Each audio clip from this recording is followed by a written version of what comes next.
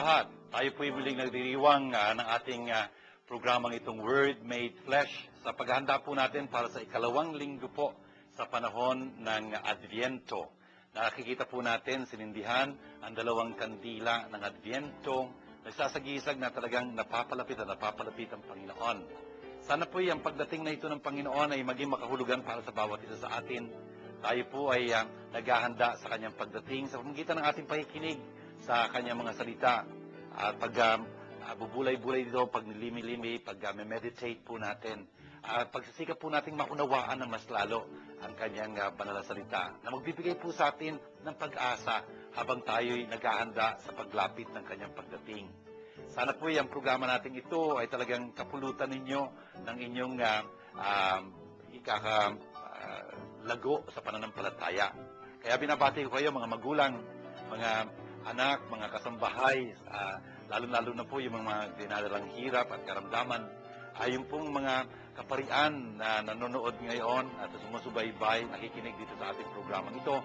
Yung puring mga diakono, naghahanda ng kanilang mga humiliya para sa kanilang pag-aaral ng salita ng Diyos, mga katikista, mga seminarista, mga religyoso at religyosa, nakabahagi po sa pagpapalaganap ng magandang balita. Sana po ang ating partnership dito sa Word Made Flesh na ito ay maging pagpapala sa bawat isa sa inyo. Kaya po, isa pong kinalulugod ni Father June na itong programang ito ay nakakatulong sa inyo. At sa lahat ng sumusubaybay dito, binabati ko po kayo ng isang pagpapala ng Panginoon. Shalom sa inyong lahat.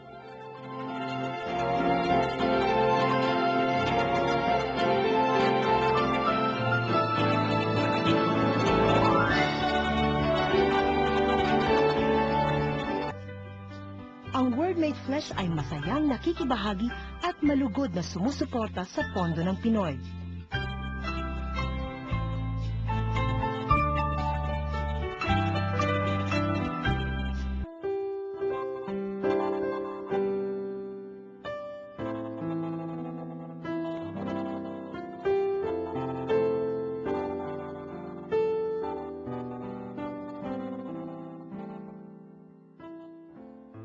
Jerusalem, hubarin mo na ang damit panluksa at isuot mo ang walang hanggang kaluwalhatian ng Diyos.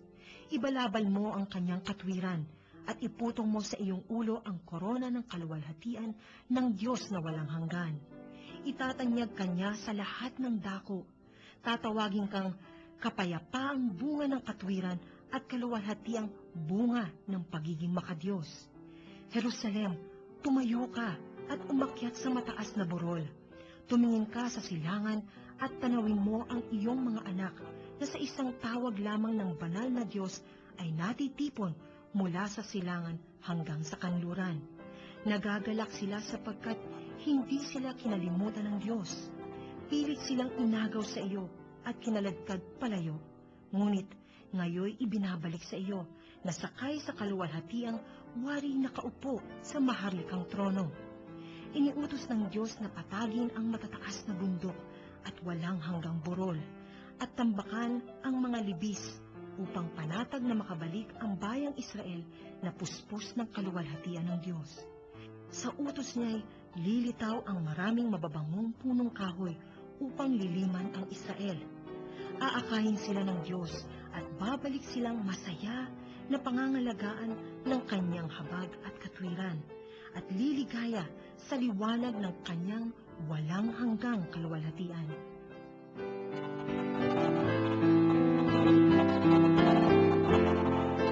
Ito pong ating unang pagbasa sa ikalawang linggong ito sa Adviento ay hango sa aklat ni Baruch.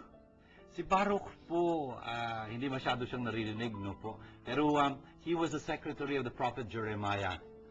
Hindi ho siya propeta, sekretaryo ho siya ni propeta Jeremias. Kung kaya nga, ito, binabasa yung kanyang sulatin na may kaugnayan din ho sa sulat sa inihula ni Propeta Isaías, lalo na tungkol dun sa exile. Alam nyo, at one point, si Propeta Isaías ho, meron siyang mga sulatin na tumutukoy sa mga pangyayari sa panghinaharap niya ni Propeta Jeremias. In other words, mga bagay-bagay po hindi pa nagaganap. Especially tungkol doon sa mangyayari sa Jerusalem at sa mga Israelita. Ano mangyayari sa kanila? Ipapatapon ho sila, papatalsikin sila, may exile, madideport sila doon sa Babylonia. Kaya we're talking here about the Babylonian captivity. Etong si propeta, si Baruch ho na sabi ko nga, sekretaryo ni propeta Jeremias, tutukuyin din ho yung panahong yun ng exile. This is towards the end of the 6th century, 587 po. 50 years sila magiging exile doon sa Babylonia. Ang mangyayari nito, ang sabi nga dito ni Baruch, Jerusalem, take off your robe of mourning and misery. Jerusalem, alisin mo na ang iyong kasuotan ng pagluluksa at talagang pagka-miserableng ganyan, pagdurusa. At imbes na ganon, talagang isuot mo ngayon ang damit ng kaninningan ng kaluwalhatian mula sa Diyos magpakailanman. Dapat kang maramtan ng damit ng katarungan mula sa Diyos at talagang sa iyong uluhan meron kang putong ng isang mitre, yun yung suot ng mga pari nila noon, na nagpapakita ng kaluwalhatian ng banal na pangalan. Brothers and sisters, tingnan nyo, yun ho ang galak na dapat na nararamdaman natin habang ginugunita natin yung pagdating ng Panginoon. Binabasa ho ito sa panahon ng Adviento, ikalawang linggo na ho, sa pagdating ng Panginoon. Naghahanda ho tayo sa pagdating ni Jesus, at talagang ang daladala niya ay kagalakan. In fact, sa susunod ng linggo, yun ho yung linggo ng kagalakan, kung tutuusin, sa Advent. Kung kaya makikita nyo, yung kasuotan ni Father, medyo magiging mas matingkad ho dito. In fact, hindi na ho siya purple or that kind of hue, but rather, it will be a pink color. The point is, dahil ho, doon sa galak na daladala ng Panginoon. At sasabihin niya dito, sa verse 3, for God will show all the earth your splendor. Papakita ng Diyos sa buong sangkalupaan ang iyong kaningningan. At talagang ipapangalanan ka ng Diyos magpakailanman. Ano ipapangalan sa iyo? Peace of justice, glory of God's worship. Yun ang magiging pangalan ng Jerusalem. Kapayapaan ng katarungan at kaluwalhatian ng pagsamba sa Diyos. Brothers and sisters, tingnan nyo, sana ho tayong mga nakikinig ngayon sa pagbasang ito mula sa salita ng Diyos nito. Sana maintindihan natin, ito ho'y binabasa para sa atin ho. Tayo ho ay tinatawag ng Panginoon na talagang maging kapayapaan ang kanyang katarungan. Kung wala hong katarungan, walang kapayapaan. Mapayapang katarungan. Yun ang ibig sabihin ng peace of justice. It is two ideas, peace and justice, na pinag-iisa lamang, Yung kapayapaan na nagmumula sa katarungan. Katarungan na talaga namang pinamumugaran ng kapayapaan. Ganun ho yun. At dapat maging hamon ho sa atin, lalo na sa ating mga Pilipino, Wala ho tayong kapayapaan, Ang gulo-gulo natin talaga, hindi ho talaga umiiral kasi ang katarungan. Hindi ho pwede magkaroon ng kapayapaan kung walang katarungan. Ayun nga ho. By the way, hindi ho tayo magtuturo. Ang gobyerno kasi natin, mga politiko natin. Teka muna, pagka nagturo ka ganyan, napasin niyo ba yan? Kapag nagtuturo ka, isang kamay, yung index finger mo, nakagayon, pero tatlo yung nakaturo sa'yo. Yun nga importante ho na suriin natin sa sarili natin. Ano bang nagkukulang sa atin dito? Talaga bang makatarungan tayo sa harapan ng Diyos? Tandaan ho natin, katarungan sa Biblia, ibig sabihin katapatan natin sa ating tipan, sa ating kasunduan sa Diyos. Tulad ng ang Diyos ay tapat sa atin, sa kanyang pangako sa atin, kung kaya naman siya ay makatarungang Diyos. He is a just God. Ngayon, mga kapatid, dapat suriin natin sa sarili natin. Talaga bang makatarungan tayo? Ibig sabihin, talaga bang pinangangatawanan natin yung ating mga pangako sa Diyos? Talaga nga bang tinatulikuran natin ang kasalanan? Talaga nga bang nagsisigap tayo magpakabanal, mapalapit sa Kanya? Talaga bang sinasabuhay natin yung turot inuutos sa atin ng Panginoon, lalo na yung pagmamahalan? Yun ang turo ni Jesus sa atin At ang Jerusalem din, tatawaging kaluwalhatian ng pagsamba sa Diyos. Glory of God's worship. Brothers and sisters, yun nga tayo itong bayang ito ng Diyos ngayon. Dapat talagang naluluwalhati ang Diyos sa ating pagsamba. Pero hindi ho mangyayari yung pagka sumasamba tayo, pero ang ating kaisipan, ang ating mga puso, ang layo-layo sa Panginoon.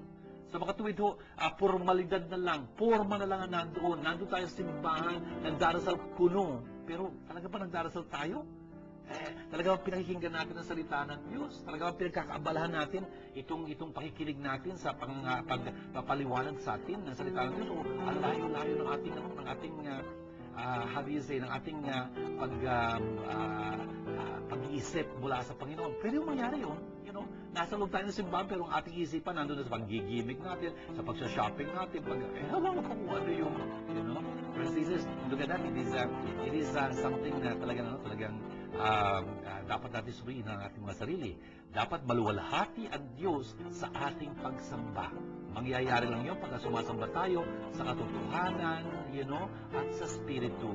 When we worship God in spirit and in truth, yun ang sabi ni Jesus. Anong ibig sabihin nun?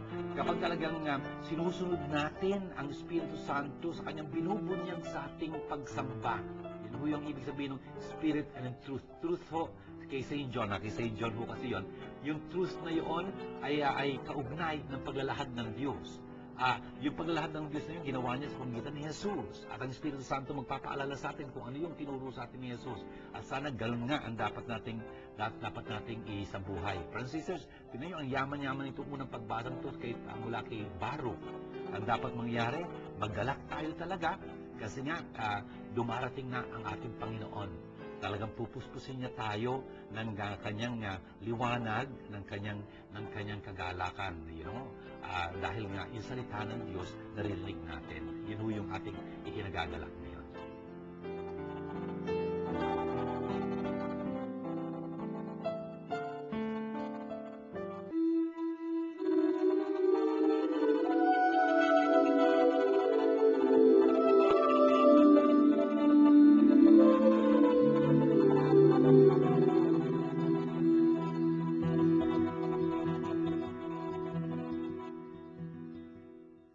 Ipinapanalangin ko kayong lahat, ako'y laging nagagalak dahil sa inyong pakikiisa sa pagpapalaganap ng magandang balita tungkol kay Kristo mula nang ito'y inyong tanggapin hanggang sa kasalukuyan.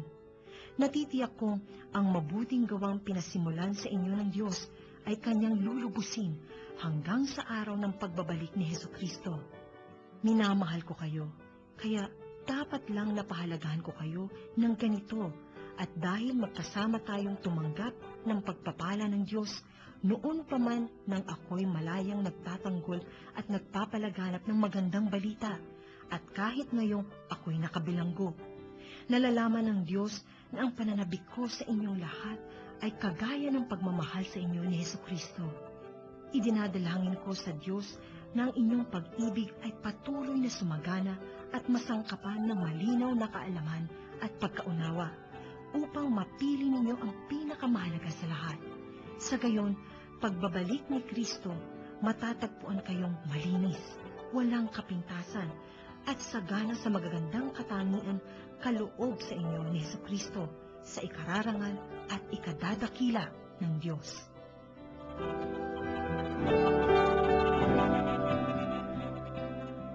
Ito pong ating ikalawang pagbasa ay mula sa sulat ni San Pablo sa mga taga-Filipos.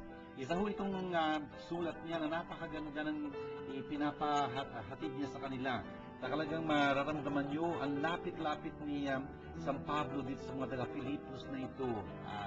Kung kaya parang talagang isa siyang ama na nagipag-usap sa kanyang mga anak. Parang ganun ang lapit-lapit nila. At dito sa pambungad na ito, sa chapter 1 po tayo, verse 4, ang sabi niya, ako'y nagdarasal para sa inyo lagi na puspos ng ligaya sa bawat panalangin ko para sa lahat sa inyo. Bakit? Kasi kayo'y ka-partner ko sa Ebanghelyo. Mula pa sa unang araw ng aking pagsisimula ng pag-aaral na ito. At alam ko na yung nagsimula na magandang gawain ito sa inyo ay magtatapos nito hanggang sa pagdating ng araw ng Panginoong Kristo Jesus. Brothers and sisters, binabasa ko itong bahaging ito ng sulat ni San Pablo sa mga taga-Filipos dahil dito sa banggit na ito ng until the day of Christ Jesus. Dalawang beses niya ho babanggitin to. Doon din sa bandang huli, babanggitin niya naman for the day of Christ. Yung pagdating ho ng Panginoon, yung pagdating ng araw na yun ng Panginoong Jesus. Pero tingnan niyo kung ano sinasabi niya. Lagi siyang nananalangin ng puspusan ng may galak para sa kanila. Ang ganda-ganda ng pinapahayag niya. By the way, parenthesis, brothers and sisters, kayong sumusubaybay dito sa palatuntunan nating Word Made Flesh, tinitiyak ko po sa inyo na si Father John, araw-araw po ako nagdarasal para sa inyo. Inuumpisan ko po yung araw na yon para sa lahat ng taga-subaybay nitong palatuntunan natin ito, maging dito sa television o doon sa radyo man. Maging lahat hunong, lalo na yung mga miyembro ng Word Made Flesh Foundation Incorporated, lahat po yung nakikisangkot sa Word Made Flesh Foundation na ito sa aming mga gawain ng pagpapalaganap ng salita ng Diyos. Yun lang naman kasi ang layunin ng Word Made Flesh Foundation, ipalaganap ang salita ng Diyos. Mapaalam ito sa lahat upang sa ganung paraan mamahal ang salita ng Diyos at maisabuhay. Yun ang layunin nitong programang ito. Kung kaya tinitiyak po sa inyo yung panalangin, ipinapanalangin kayo ni Father June at ang grupo po ng Word Made Flesh Foundation. Parte po kayo ng aming mga prayer intentions. Yung pong ipinapadala ninyong mga kahilingan, for example, yung ibig nyo ipanalangin namin, ano man yung mga kadahilanan nun, itinataas po namin yun sa Panginoon. Gusto po nating itong salita ng Diyos na ito ay totoo para sa atin. Si Father June po, na nagpapaliwanag dito, tinitiyak po sa inyo, totoo yung sinasabi ni San Pablo dito para din sa inyo. Praying always with joy in every prayer for all of you, because you are partners with us, for the gospel. Totoo po yun. At nagpapasalamat po ako sa mga talagang nakikisangkot dito sa palatuntunan natin ito, sa mga gawain ng Word Made Flesh, pagpapalaganap ng salita ng Diyos. Thank you for your partnering with us, your partnership. Ginagawa niyo ito sa pamagitan ng inyong panalangin, ng inyong pagbibigay ng inyong tulong na kayo ng pinansyal, ng panahon. For example, marami ho tayong mga kapatid na, in one way or another, tumutulong po sa gawain ito, maybe in silent ways, just doing what they were asked to and, requested to do, attending to this, attending to that. Minsan, talagang sakripisyo ho yun, pero ginagawa nila. Thank you very much for being partners with us, And so, ang sinasabi dito ng Panginoon, ni San Pablo, I'm confident of this, na yung nagsimula nitong gawain ito, pagpapatuloy niya ito hanggang mapuspos itong tinatrabaho niya sa inyo. I thank you yourselves, brothers and sisters. Dapat tingnan niyo kung anong ginagawa ng Panginoon sa inyo. Magagalak kayo pagka nakita ninyo na talagang ang dami niyang biyaya pinapaulan sa inyo. Kaya nga, umuunlad kayo in many ways. In many ways, umuunlad yung buhay ninyo. Hindi ho pwedeng iba. Ang maganda ito, kahit na may mga pagsubok sa buhay natin, alam natin, napapakinggan natin yun. Bakit? Talagang tinutulungan tayo ng Panginoon. Talagang ginaganap niya yung ating, yung kanyang sinisimulan sa atin. At sabi niya pa dito sa verse 8, ang ganda-ganda ko yung sinasabi niya dito sa verse 8, na God is my witness. Sabi niya ganyan. Verse 8, I am longing for you. Sabi niya ganyan. Napaka-ganda ho nung pagsasaad niya dito, with all my affection, sabi niya ganyan, of Jesus Christ. Talagang si San Pablo, puspos siya ng Espiritu ni Cristo. Kaya yung Espiritu yun, nagbubuhos sa kanyang magmahal, tulad ng pagmamahal ni Cristo. At sabi niya, sinasaksihan to ng Diyos. Totoo yung sinasabi ko sa inyo, parang ganyan. At ang sabi niya pa rito, and this is my prayer. Tingnan niyo kung ano yung pinapanalangin niya para dito sa mga taga-Filipos na ito. Na ang inyong pag-ibig ay umunlad ever more and more. Sabi niya ganyan, in knowledge and every kind of perception. Hindi ho ba nung isang linggo, narinig ho natin yun. Mula naman sa sulat ni San Pablo sa mga taga-Thessalonica, kung saan sabi niya, ito pinapanalangin ko na talagang puspusin kayo ng Panginoon, umunlad at umunlad kayo sa inyong pag-ibig. Napakahalaga po noon na talagang asang Kristiyano umuunlad sa kanyang pag-ibig. At yun ho ang ibig natin mangyari sa paghahanda natin ito sa pagdating ng Panginoon. Ito pong panahon ito ng Adviento. Talagang yung pag-ibig natin sa Diyos at sa ating kapwa, umuunlad. Talagang yung non-love sa ating yung mga unloving sentiments natin sa ating mga puso, talagang inaalis natin. Sa ganung paraan, talagang yung buhay natin nagiging maalwan, nagiging mas magaang, talagang nagiging mas kaaya-aya. At, we just don't love, we become lovable even, it's something beautiful na nangyayari. And so that we can discern what is of value, yun ang sabi niya dito. We can discern what is of value so that, you may be pure, sabi niya ganyan, and blameless for the day of Christ. Tingnan nyo, nandito na naman yun, for the day of Christ. Yun ang sinisikap, sabi ni San Pablo, yun pinapadalangin ko sa inyo. Umuunlad kayo sa inyong, sa inyong pag-ibig. Kaya naman, nakakapag-discern kayo. Ibig sabihin, nalalaman yung puspusan kung ano talagang mahalaga. Kasi dami natin pwedeng pagkaasayan ng panahon, hindi naman mahalaga. At sa ganun paraan, nagiging dalisay tayo at walang dungis para sa araw ng Panginoon. Brothers and sisters, sana yun ang ginagawa ho natin sa panahon ito ng Adviento. Naghahanda tayo para sa pagtanggap natin kay Jesus ng buong kadalisayan, buong kabanalan.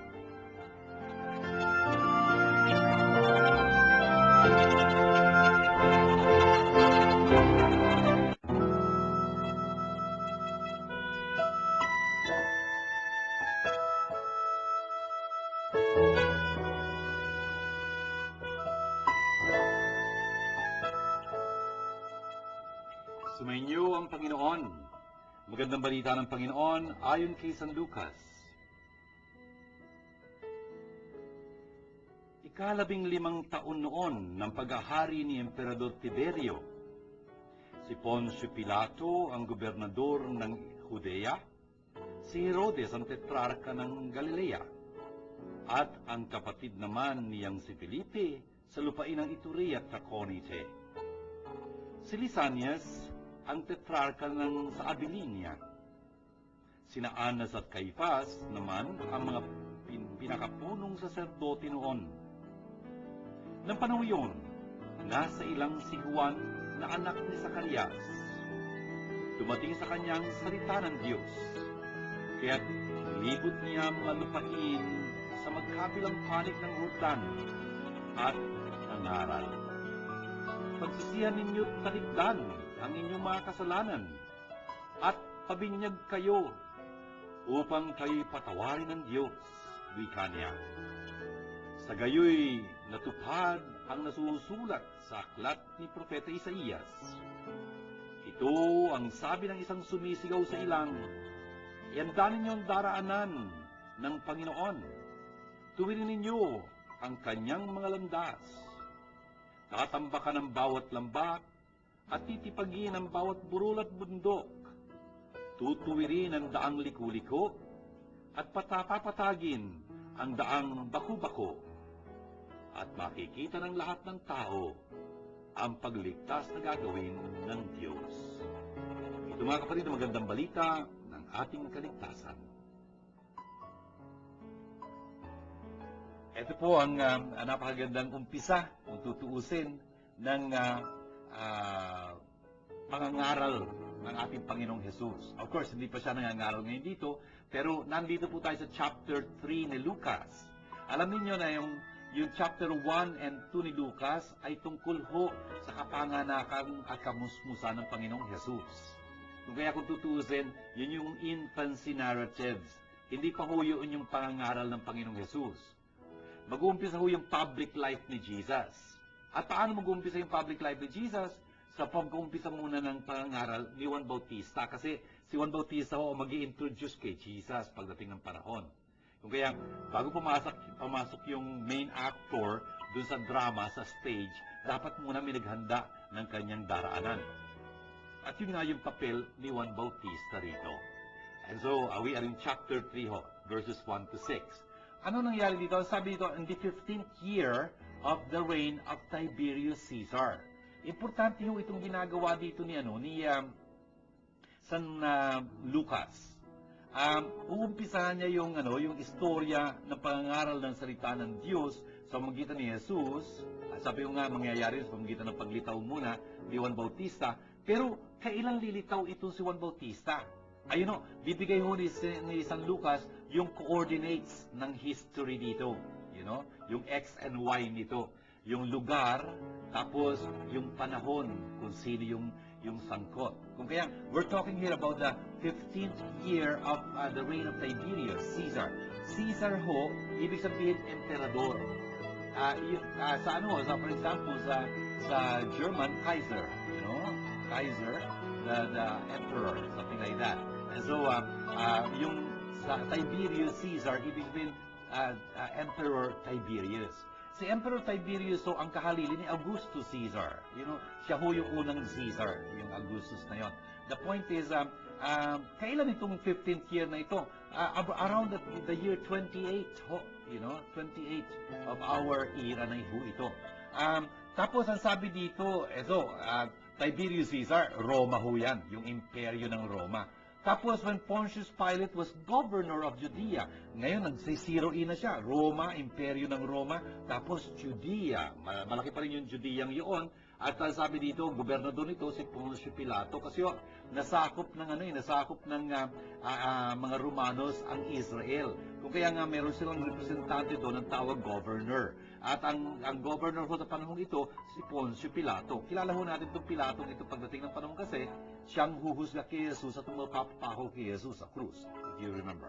Anyway, tapos mayroon pang isang puntong pagbibigay dito, si Herodes, ang tetrarka ng Galilea. And so, you have Judea, emperador, namumuno doon yung gobernador si Pilato. Sa norte naman, nandoon si Herod.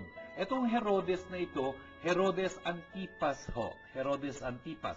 Anak ho siya ni Herod the Great. Yun hong Herodes, yung hari, nung pinanganak si Jesus. Kung matatandaan nyo, yun hong nagpapatay doon sa mga niños inocentes, kung tutuusin. Itong Herodes na ito, tatay ho niya si Herod the Great. Itong Herodes na ito ay tetrarka ng Galilea. Bakit tetrarka? Ano ba ibig ng tetrarka? Hindi siya monarch, tetrarch. Monarch, ibig sabihin mono, isa lang siya na nag-ahari. Siya merong arche, siya may kapangyarihan. Monarch. Dito ho, tetrarch. Tetra, hindi ba tetra pack o something like that. Ibig sabihin, apat, no? Yun nga, ika-apat na bahagi ang pinamumunuan itong Herodes na to. Bakit ba ganun? Kasi ho, yung kaharian ni Herod the Great, nung namatay siya, about 4 BC, ganyan. Nung namatay itong si Herodes the Great, na hati yung kaharian nitong Herodes na ito. I mentioned 4 BC, kapanganakan ho ni Jesus yun, medyo masalimuot na punto yun. No? Anyway, the point is, itong si Herodes, Herod the Great, nung namatay siya, hinati yung kanyang kaharian sa 4 ho. 1, 2, 3, 4. Kaya, one part of that is called a tetrarchy. Kung iisa lang kasi yun, monarchy. Hindi ha? Kung iisa lang siya, monarch. Pero 4 ito, kaya tetrarch. Doon sa Galilea, ang tetrarch doon, ang namumuno ng ika-4 na bahaging yun, ay si Herod Antipas. Tapos yung kapatid niya naman, nandun sa Filipi ho ito, nandun sa rehiyon ng Iturea at Trachonice. Ito si Lisanias naman, nandun sa Abiline. Hindi ho natin kakilala masyado itong Lisanias na ito eh. And so far, binigay ho ni Lucas yung historical, geographical, tapos ngayon papasok siya sa religious context ng pagdating ni Juan Bautista. Ang sabi niya dito, punong pari noon si Annas at si Caiphas.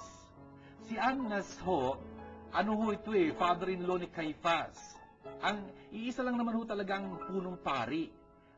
Kaya lang itong Annas na ito, ma-impluensya ho niya. 4 hong mga anak niya ang naging mga punong pari pagkatapos niya. At si Caiphas ho, yun nga, manugang niya, kung tutusin. At sa likuran ho ni Caiphas, talagang namumuno pa rin si Annas, kung tutusin.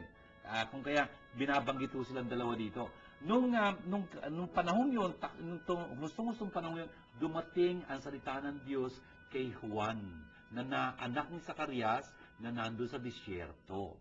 Kung kaya, mag-uumpisa na ho, na si Juan, magiging propeta. Propeta ho, ibig sabihin, tagapagsalita ng Diyos. Hindi ka pwede magsalita kung walang salita. You know? Kung kaya nga, nung umabot sa kanya yung pinabot sa kanya ng Diyos yung kanyang salita, the Word of God, ayan, mangangaral na to si Juan Bautista. Kung kaya ang sabi dito, he went throughout the region of the Jordan proclaiming a baptism of repentance. Tingnan nyo, nilibot niya yung katimugan ng Israel, that's around the Jordan there, sa may disyerto siya doon. Tapos nangangaral siya. Ano pinapangaral niya? Isang binyag ng ng paggasisisi. Anong ibig sabihin ng binyag ng pagsisisi? Yun ng binyag, ibig sabihin pagbubuhos ng tubig, paghuhugas, pagbabanlaw, paglublob sa tubig na ganyan. Yun ang ibig sabihin ng baptism. Tapos repentance, pagbabalik loob sa Diyos. Kung kaya, yung mga tao talagang nagbabalik loob sa Diyos, papakita na yung pagbabalik loob sa Diyos na yun, sa magitan ng pagtanggap ng binyag na yun, para sa kapagpapatawad ng kasalanan. Brothers and sisters, yung binyag mismo, hindi yun na magpapatawad ng kasalanan, kundi yung kanilang pagsisisi sa kasalanan. Yung binyag mo, outward manifestation lang yun. Panlabas yung gagawin nila, bubuhusan sila ng tubig, ilulublob sila sa ilog Jordan, para pakita nagsisisi sila.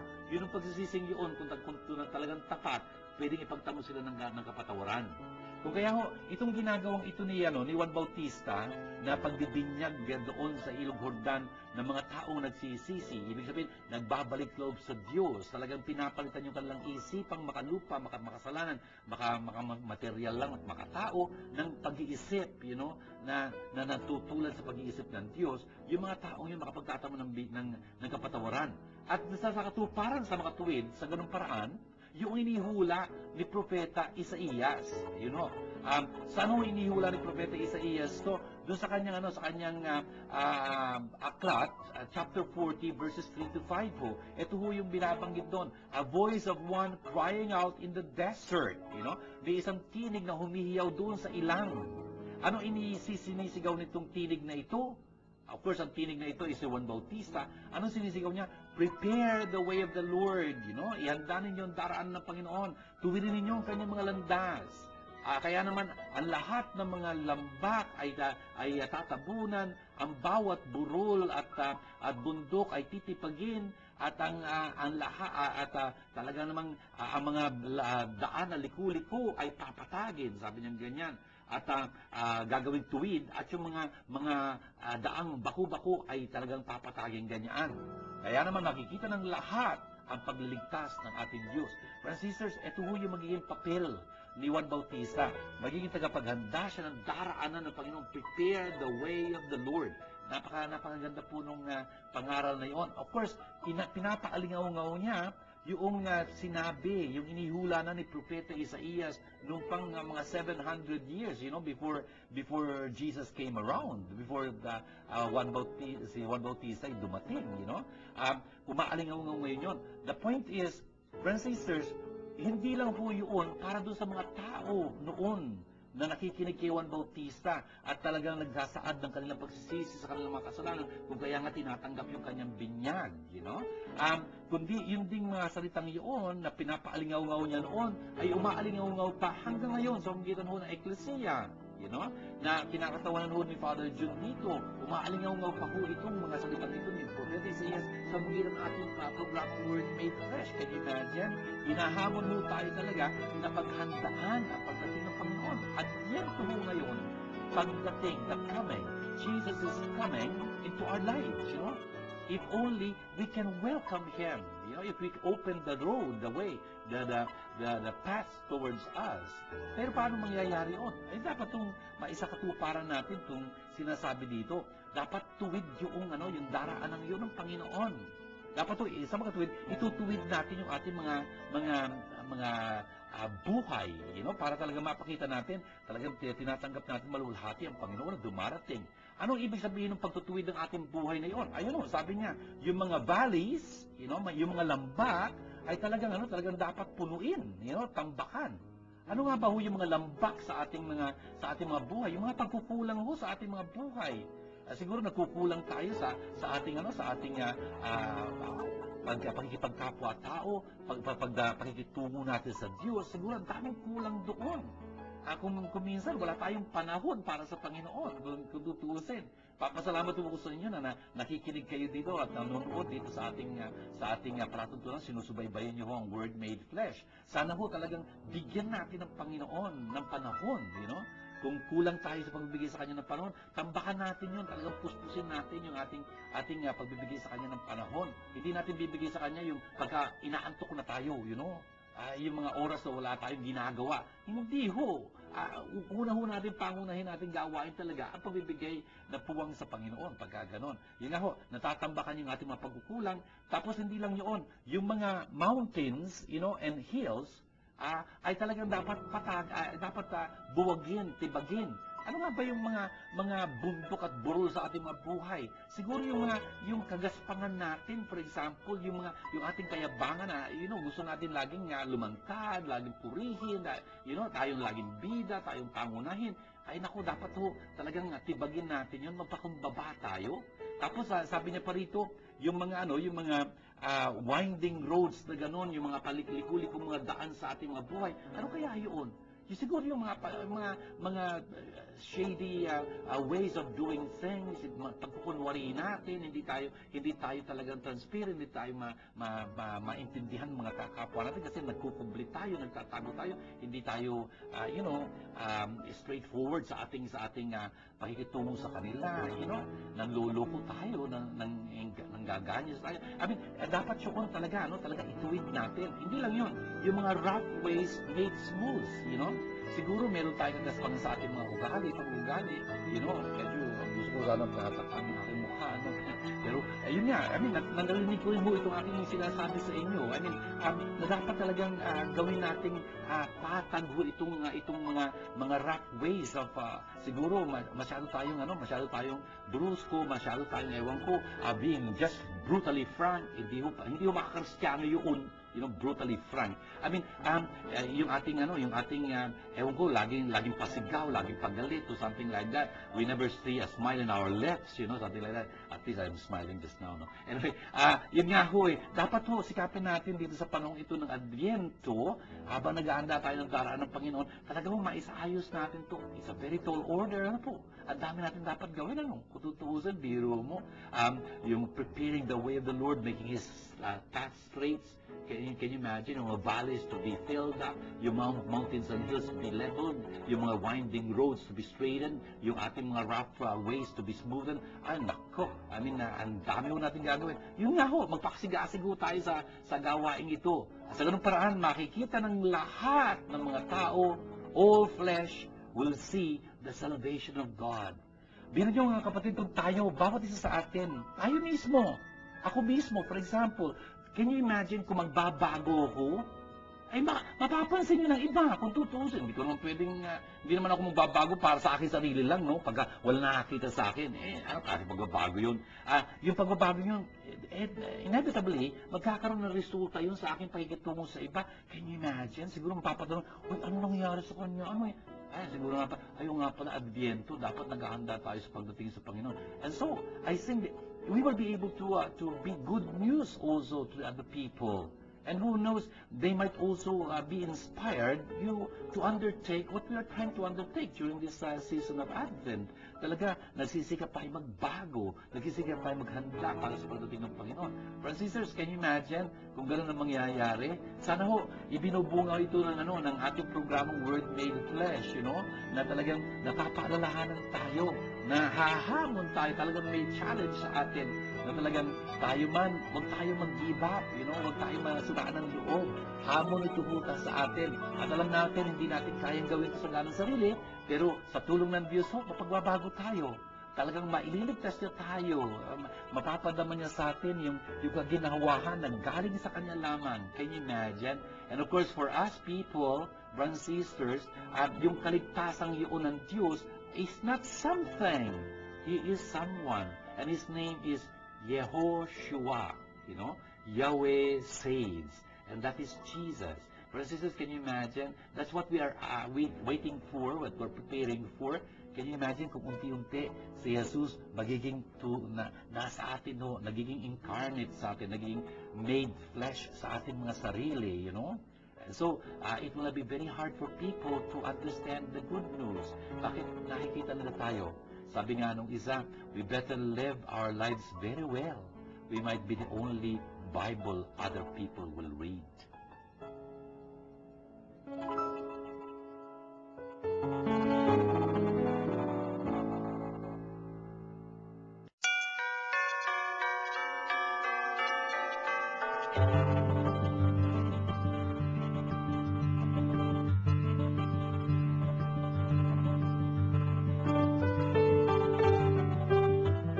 Father June, mahal din ba ng Diyos ang mga hindi Katoliko? Thank you, Susan, para sa iyong tanong. Mahal ba ng Panginoon Diyos kahit na hindi mga Katoliko? You bet. Yung mga tao, nilikha ng Diyos, lahat ito, nilikha niya dahil sa pag-ibig niya sa kanila. Kung kaya, mahal ng Diyos ang lahat ng tao. At ibig ng Diyos, ang lahat ng tao ay maligtas. Bawat isa ay maligtas. Yun ang sabi niya sa 1 Timothy chapter 2, verse 3, verse 4, ganyan, no? Yun ang nais ng Diyos. And this is God's will that all men may be saved and come to the knowledge of the truth. Kung kaya, mahal ng Diyos ang lahat ng tao, hindi lang mga Katoliko, pati na yung hindi Katoliko. I mean, dapat kung mahal ng Diyos ang lahat ng tao, tayo din dapat mahal natin ang bawat isa, you know? Yung relihiyon, hindi dapat pag-aawayan yun eh. Yung relihiyon dapat magpalapit sa atin sa Diyos. At kapag nalalapit tayo sa Diyos, ano man ang ating relihiyon, naku, mapapalapit tayo sa isa't isa. I don't understand, you know? Tingnan nyo, kunyari, yung gulong, you remember the gulong, no? Tapos may mga rayos, no? May mga spokes. Saan nagkakalapit-lapit ang mga rayos? Sa gitna, hindi ba? Yun, tayo'y lahat tinatawag ng Panginoon magkabuklod-buklod. Siguro mga Katoliko yan, mga hindi Katoliko yan, mga Muslim or something like that. Ang importante, mapalapit tayo sa bandang gitna. Ano yung gitna ngayon? Ang Diyos mismo. Pagka ang isang Katoliko napapalapit, you know, sa Diyos, ang isang hindi Katoliko napapalapit sa Diyos, lumalapit sila sa Diyos. Ito, malalapit tayo sa isa't isa, magkakabukod-bukod tayo. Yun, nagpapakita lang yun talaga, mahal na mahal tayo ng Diyos. Bawat isa sa atin, hindi lang mga Katoliko, lahat din. Kaya dapat tayo magmahal din sa lahat. Father Jun, bakit po kailangan magpabinyag? Thank you, Arnel, sa iyong tanong. Bakit ba na kailangan makabinyagan? You know? Magpabinyag. Tingnan nyo, yung pagpabinyag, I hope we understand, ito'y panlabas na gawain, right? Panlabas, ginagawa natin itong panlabas dahil nagsasagisa ito ng panloob na disposisyon. It's an outward action that represents an interior disposition. Ano yung interior disposition? Ano yung disposition nating panloob na yon na sinasagisag ng pagpabinyag natin? Pinapakita ng pagpapabinyag na yun, nagsisisi tayo. Katulad ng pinapangaral na yun, Juan Bautista sa Ebanghelyo kanina, nagsisisi tayo sa ating mga kasalanan. Ibig sabihin talagang tinatalikuran natin ang ating mga pagkakamali. Nagpapaliklog tayo sa Diyos. Ibig natin talagang angkinin at tanggapin si Jesus bilang ating Panginoon at tagapagligtas. Sinasaan doon ang ating pagpabinyag. Kung kaya, kailangan magpabinyag. Kasi yun ang sabi ni Jesus sa atin, you know. Tinuro ni Jesus sa kanyang mga disipulo na naging mga apostol niya, sinugo niya sa ganyan. Matthew chapter 28, verse 19 and 20. Ang sabi niya doon, kaya naman umayo kayo, gawin niyo mga alagad ko, mga disipulo ko ang lahat ng bansa. Binyagan niyo sila sa ngalan ng Anak at ng Espiritu Santo. Turuan niyo silang sundin ang lahat na pinabutos ko sa inyo. Tandaan niyo, ako'y kapiling niyo hanggang sa wakas ng panahon. Tingnan mo, inutos ni Jesus, binyagan niyo sila. Hindi niya iuutos yung kung hindi importante, no? Kung hindi kailangan. Kung kaya, ang masasabi natin, kailangan yun. Bakit? Doon sa paraang yun ng pagtanggap ng binyag, pinapakita natin, tinatanggap natin si Jesus bilang ating Panginoon tagapagligtas. Father June, ano ang ibig sabihin ng sign of the cross? Thank you, Marivic, para sa tanong mo tungkol sa kung anong ibig sabihin ng pangungurus, the sign of the cross. It means a world. Talaga, napakaganda nitong pangungurus. By the way, the sign of the cross, first remember, for a Christian, ay ang pinakabuod, pinaka-summary ng pananampalataya natin bilang mga Katoliko, bilang mga Kristiyano. Ang simple-simpleng action nito, we say in the name of the Father, and of the Son, and of the Holy Spirit. You know? Tingnan mo, sa magitan ng pagtatanda ng krus nyo, yung tanda ng krus, sign of the cross na yun, ang dami mong pinahayag. You know? Yung pinakasama rin ng iyong pananampalataya bilang Kristiyano. Ang sabi mo, sa ngalan ng Ama, in the name, hindi in the names. You know? Iisa lang kasi ang Diyos na ating sinasampalatayanan. Kaya lang ang Diyos na ito ay pamilya. Ama, Anak, at Espiritu Santo. Tingnan mo yung Ama, nandito yung Ama kasi ang Ama, iniisip tayo yung ating kapakanan. So we talk about divine providence, you know. Ang Ama, nakikita niya yung ating pangailangan. May plano ang Diyos, you know, para sa ating kapakanan, hindi sa ating kasawian. Plano niyang bigyan tayo ng kinabukasang puspos ng pag-asa. Jeremiah chapter 29 verse 11. Tapos, ang anak, tingnan mo nandito, anak kasi, isisilang na ating ng Virgen. Naging, the Word became flesh in the womb of Mary thanks to the Holy Spirit. Kaya, pagka nilagay mo yung kamay mo din sa tiyan mo, naalala mo yung pagkakatawan tao ni Jesus, yung pinagbuntis siya ng ating ng Virgen, you know? Naging tao siya, tulad natin, kaya naman tayo. That's beautiful. Tapos, ang Espiritu Santo, napansin mo yan, pagka dumating ka na sa Espiritu Santo, tapos na yung krus, no? Kasi dun sa krus na yun, pinagkaloob sa ating ni Jesus, ang kanyang Espiritu. Kung kaya nakakatawag tayo sa Diyos, Abba, Daddy. Ang ganyan, ang ganda ng pangmuros natin. Sa mga tuwid, yun ang ibig sabihin ng pag-aantanda natin ng krus. And so, maridikan, all of us, sana gawin natin laging maluwalhati yung ating pangmuros. Sabi yun ni St. Paul, Galatians chapter 6 verse 14, wala na akong pagmamalik ng iba, kundi ang krus ni Cristo. Kaya, yung pangmuros natin laging maluwalhati. By the way, pagka tingin nyo, may krus tayong kinikos dito. Kaya sa ikilos, tapos kinikis natin. You know? Yun ang ibig sabihin ng pangmuros.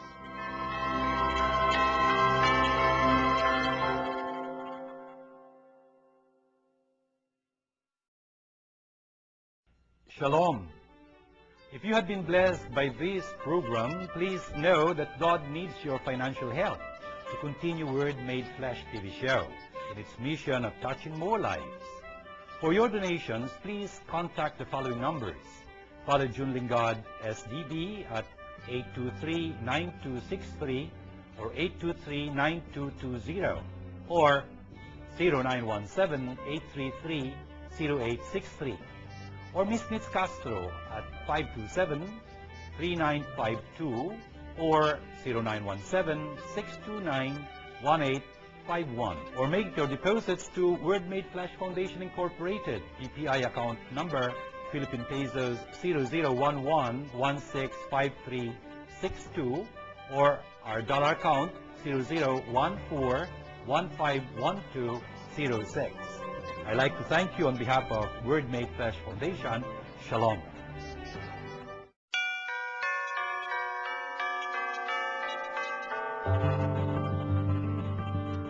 Sa ating pong ikalawang linggo sa panahon ng Adviento, napalalahanan po tayo ng Diyos at napakarami mga katotohanan sa ating buhay Kristiyano. Doon po sa unang pagbasa mula sa aklat po ni Baruch, sekretaryo ni Propeta Jeremias, na paalala po sa atin kung paano pinalalakas ang ating kalooban ng Diyos. Kasi dapat magalak tayo, dumarating na ang pagliligtas ng Panginoon.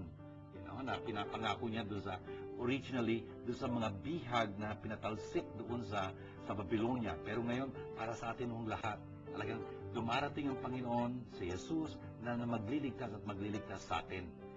Kung kaya nga, dapat yung ating ginagawa ay maging tayo ay maging mga peace of justice ng Panginoon, you know? Peace of justice.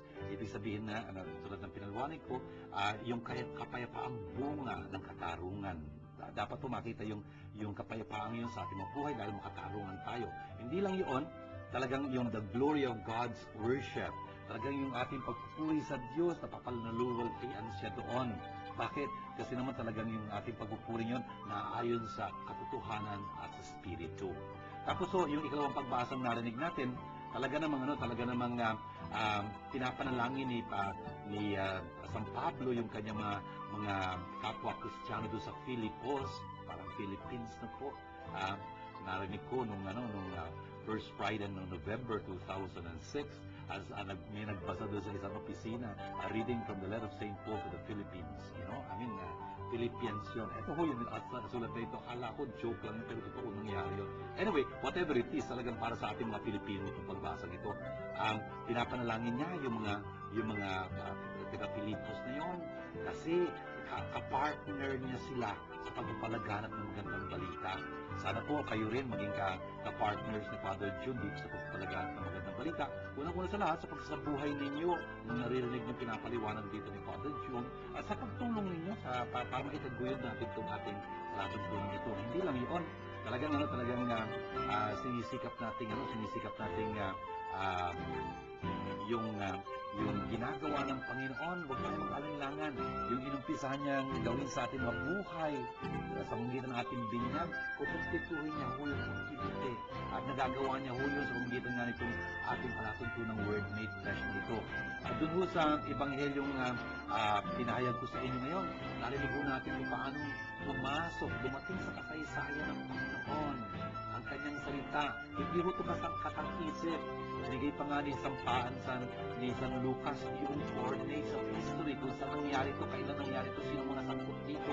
Talagang we are in firm ground of history dito. Yung ating pananampalatayang Kristiyano, hindi ho guni-guni ito, hindi fiction ito. Talagang totoo ito. Nagpapasalamat po tayo. At sa San Juan Bautista ho, ang ginamit ng Panginoon mag-introduce kay Jesus. At ano yung kanyang ipinangaral doon? Ipaghanda natin ang daraanan ng Panginoon, tuwirin natin ang kanyang mga landas. Gagawin po natin ito sa ating panahon ito ng Advento. Talagang ang dami po natin dapat gawin para talagang maging handang-handa tayo yung ating buhay para tanggapin si Jesus. Na talagang malayang-malaya dahil naalis na natin yung mga natambakan na yung mga lambak ng kayabangan natin, yung mga burol at bundok ng ganyan, yung kagaspangan natin, kalikulikong mga pangmaraan na ganyan. Talagang tinatanggap natin ang pagliligtas ng ating Diyos at tayo rin nagiging kaligtasan sa iba. Gawin mo natin panalangin ng lahat ng mga ito sa ngalan ng Ama at ng Anak at ng Espiritu Santo. Amen. Aba, mapagmahal naming Diyos at Ama, salamat pong marami sa mga paalala niyo sa amin sa ikalawang linggo ito ng Advento. Sana nga po'y talagang mapaunlakan namin sa iyo sa aming mga buhay. Tulungan niyo po kami gawing magaang at maganda ang kanyang pagdating sa aming mga buhay. Talagang maituwid namin ang mga landas namin para sa inyong kaluluwalhati. Talagang matamo namin at maranasan namin ang kaligtasan sa aming buhay at gawin niyo kami kasangkapan ng inyong pagliligtas sa aming mga kapwa. Tinataas po namin lahat sa inyo ang pagsubaybay sa aming palatuntunang Word Made Flesh. Sana po'y talagang gawin yung pagpapala ang kanilang narinig sa programang ito. Lalo na po yung mga may sakit, may mga dinadalang hirap, may kalumbayan, may pagdalamhati sa mga sandaling ito dahil sa pangulila nila. Yung po may mga problema, sana tulungan sa maltas yung mga problema sa liwanag ng mga pananampalataya. At kung lahat po ng tumutulong sa amin at ibig pang tumulong sa amin sa gawain ito ng pagpapalaganap ng salita sa Word Made Flesh ay ito na pagpalain nyo na.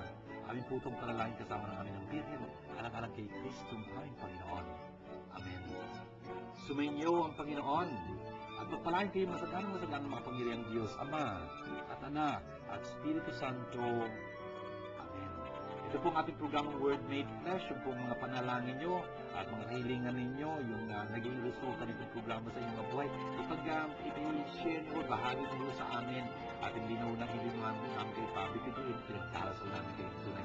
Nandiyan po yung contact numbers at yung email address. Sana po makapagpulayan kayo. Hanggang po sa muli natin pagdasan ko sa ating programang Word Made Flesh, lagi din pagtubayan ng Panginoon at pagpalain. Shalom sa inyo lahat. This program is brought to you by God, the Word Made Flesh. Indeed, God is our sponsor.